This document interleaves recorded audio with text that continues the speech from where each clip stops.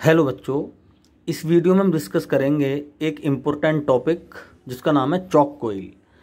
Chalk coil रेस्टोट की तरह काम करता है। रेस्टोट जो डीसी करंट में करंट कंट्रोल करता है और पोटेंशियल डिवाइड करने का काम भी करता है, वही काम एसी सर्किट्स में चॉक कोइल करती है। ये भी करंट कंट्रोल करती है, यानी अल्टरनेट करंट को कंट्रोल करती है, साथ में वोल्टेज डिवाइड करती है। इसकी खासियत ये है कि जब ये करंट कंट्रोल करती है या वोल्टेज डिवाइड करती है तो पावर लॉस नहीं होता उस कंडीशन में, है ना। पावर लॉस क्या होता है? पावर डेसिपेशन जीरो होता है उस कंडीशन में। ऐसा क्यों होता है? ये इसके कंस्ट्रक्शन पर डिपेंड करेगा, ये किस चीज़ की बनी हुई होती है। देखो, हम जानते हैं कि किसी प्योर एल सर्किट, यानी वो एसी सर्किट जिसमें केवल इंडक्टर हो, इंडक्टर कोइल हो, सेल्फ इंडक्टेंस हो, केवल ऐसा सर्किट जिसमें केवल प्योर कोइल होती है, यानी प्योर एल सर्किट हो, तो वहाँ पर जो करंट और वोल्टेज में फेज होता है 90 डिग्री होता है। और 90 डिग्री फेज होने की वजह से जो पावर लॉस होता है, पावर डेसिपेशन होता है, VRMS into IRMS into cos phi हो गया 90 डिग्री। तो ऐसे सर्किट में पावर लॉस क्या होता है? जीरो होता है। तो ऐसा ही सर्किट हमने इसमें प्रिपेयर किया है। इसमें एक सॉफ्ट आयरन कोर पर हमने एक इंसुलेटेड कॉपर वायर की नंबर ऑफ टर्न बनाई है, यानी कॉपर वायर को लिपेटा गया है नंबर ऑफ टर्न में, तो ये एक प्योर एल सर्किट बन जाता है। सॉफ्ट आयरन कोर का क्या यूज़ है? सॉफ्ट आयरन कोर, इसकी परमेबिलिटी बहुत ज़्यादा होती है, और परमेबिलिटी ज़्यादा होती है तो यहाँ पर एल की वैल्यू ज़्यादा हो जाती है, ठीक है। यानी परमेबिलिटी ज़्यादा होने का मतलब है मैग्नेटिक फील्ड बहुत ज़्यादा क्वांटिटी में, बहुत इजीली फास्ट मूविंग कंडीशन में हो जाता है, यानी उसकी मैग्नेटिक स्ट्रेंथ बढ़ जाती है। जो मैग्नेटिक फील्ड होता है उसकी स्ट्रेंथ बढ़ जाती है, ठीक है। यानी एल की वैल्यू बढ़ेगी यहाँ पर, और एक्सएल की वैल्यू भी बढ़ जाएगी, ठीक। तो इसलिए इसमें सॉफ्ट आयरन कोर का इस्तेमाल किया है। तो इसमें कुछ ऐसी कंडीशन भी रहती है डिवाइस में कि हम एक्सएल को चेंज भी कर देते हैं इसमें, ठीक है। इसको मूवेबल होती है ये, और इसमें आगे पीछे इसको मूव करा के इस सिस्टम को, तो इसमें हम एक्सएल की वैल्यू को चेंज भी कर सकते हैं। तो जैसे ही हम इसको किसी सर्किट में ऐड करते हैं तो एक्सएल की वैल्यू को वेरी करके हम करंट को कंट्रोल और वोल्टेज को डिवाइड कर सकते हैं। वो कैसे करेंगे? ये कहाँ पर यूज़ होती है? ये अधिकतर जो हमारी ट्यूब लाइट्स होती हैं, ये कोई ट्यूब लाइट है, ठीक है, ये इसके फिलामेंट हो गए, और इसमें इसका एक सिरा हमने किसी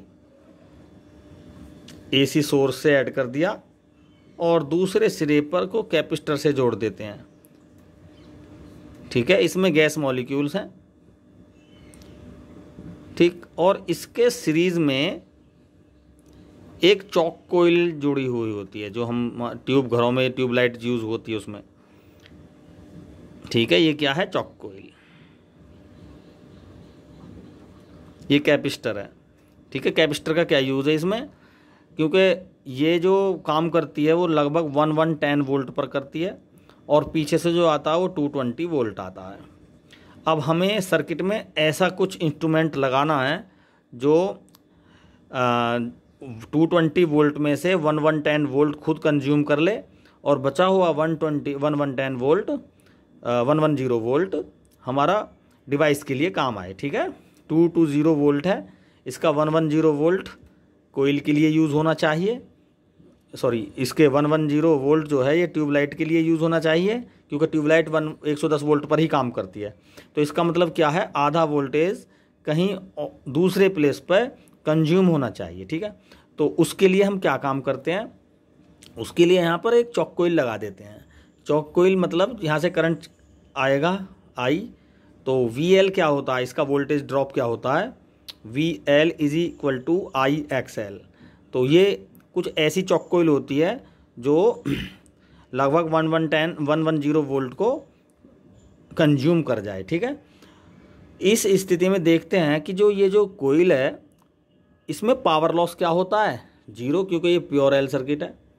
यहाँ हम रेजिस्टेंस भी यूज़ कर सकते हैं, लेकिन रेजिस्टेंस क्या होगा, रेजिस्टेंस यूज़ करने पर क्या होगा, रेजिस्टेंस यूज़ करने पर ऐसा होगा कि वो हीट डेवलप करेगा, वहाँ से हीट प्रोड्यूस करेगा, और जो पावर है, ठीक है, 220 वोल्ट में से 110 वोल्ट तो कंज्यूम कर लेगा, लेकिन वो पावर को कंज्यूम करेगा, पावर रेसिपेट करेगा और वहाँ पर हीट डेवलप कर देगा।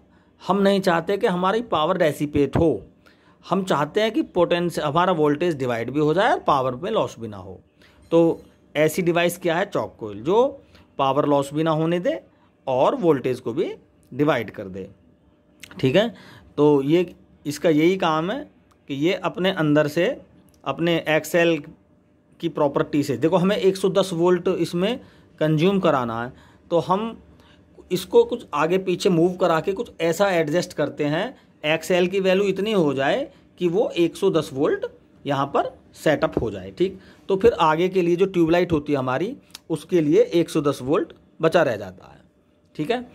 अब स्टार्ट जब होती है ये ट्यूबलाइट, तो एक साथ स्टार्ट नहीं होती है, ये कभी जलती है कभी बुझती है, कुछ ऐसा होता है। ऐसा क्यों होता है, क्योंकि जो 110 वोल्ट हमने इसके लिए प्रोवाइड करा दिया, ये 110 वोल्ट से स्टार्टिंग में नहीं उठ पाती। क्यों, क्योंकि ये जो मॉलिक्यूल है, गैस मॉलिक्यूल, इनको आयोनाइज होना पड़ता है। जब तक ये आयोनाइज नहीं होंगे तब तक इस ट्यूबलाइट के अंदर इस फिलामेंट से लेके इस फिलामेंट तक करंट का कंडक्शन नहीं होता।